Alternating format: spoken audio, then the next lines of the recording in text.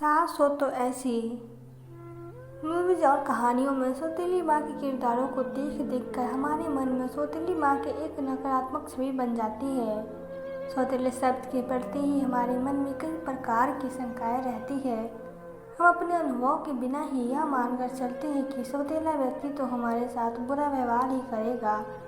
सुमन के साथ भी कुछ ऐसा ही हुआ था। शादी तय हो गई थी, घर वाले परिवार और लड़का सब बढ़िया था। 2 महीने बाद शादी की डेट भी तय हो गई थी। दोनों ही परिवार जोर शोर से शादी की तैयारियां कर रहे थे। शादी के 15 दिन पहले ही सुमन अपने पापा के पास पहुंच गई और कहा कि मैंने आप पर कितना भरोसा किया था। मुझे लगता था कि मेरे अच्छे भविष्य के लिए आपसे अच्छा निर्णय तो कोई ले ही नहीं सकता, लेकिन आप कैसे घर में मेरी शादी कर रहे हो। ऐसा कहकर सुमन फक कर रो पड़ी। सुमन के पापा एकदम सख्ते में आ गए। शादी की सब तैयारियां हो गई है और एकदम से इस लड़की को क्या हो गया। उन्होंने प्यार से पूछा, बेटा ऐसा क्या हो गया? लड़का तो तुमसे मिला भी था और तुम्हें पसंद भी था, तभी तो आगे बात बढ़ाई थी। आपने मुझसे इतनी बड़ी बात कैसे छिपाई?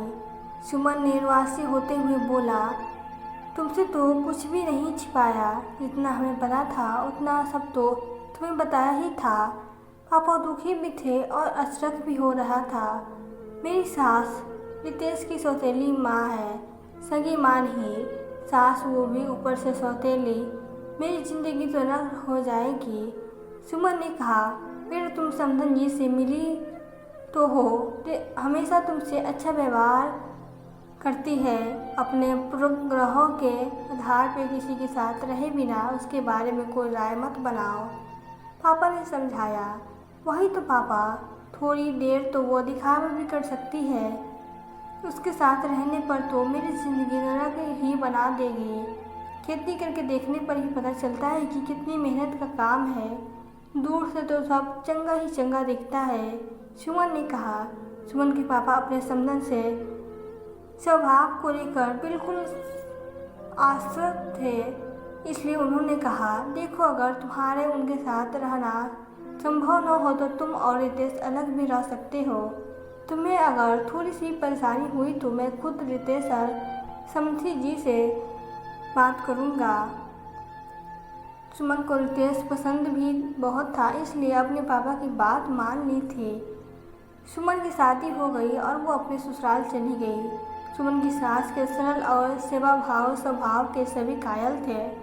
सुमन को भी जल्दी समझ आ गया कि वो जैसा सोच रही थी उसकी सास सौतेली सास वैसी बिल्कुल भी नहीं थी। सुमन का जरा सा सिर दर्द हो जाने पर सास उसे किसी काम के हाथ तक नहीं लगाने देती थी। उसकी पसंद की अदरक वाली चाय उसे बनाकर देती थी, सिर का बाम मलती थी। यदि सुमन के पीहर से कोई आता तो सासू माँ कहती, बेटा तुम उनके पास बैठकर आराम से बातें करो, चाय नाश्ता सब मैं देख लूँगी। जब सुमन की भाभी को उसके गांव से प्रस्ताव के लिए सुमन के शहर लाया गया तो सुमन की सासू माँ सुमन की भाभी की देखभाल के लिए कई बार तो रात में हॉस्पिटल में ही रुक जाती थी। सुमन के पीहर में होने वाले किसी भी फंक्शन को सुमन ने कभी भी मिस नहीं किया, क्योंकि उसके पीछे से सासू माँ घर को संभाल लेती थी। अब सुमन ही नहीं, उसके पीहर वाले भी कहते हैं कि सुमन जैसी सासू माँ सबको मिले। सही है, माँ केवल माँ होती है, सगी या सौतेली नहीं। सुमन की सासू माँ ने यह साबित कर दिया था। तो दोस्तों, आपको यह कहानी कैसी लगी? अगर कहानी अच्छी लगी हो तो वीडियो को लाइक करें और प्लीज़ चैनल को सब्सक्राइब करें। Thank you.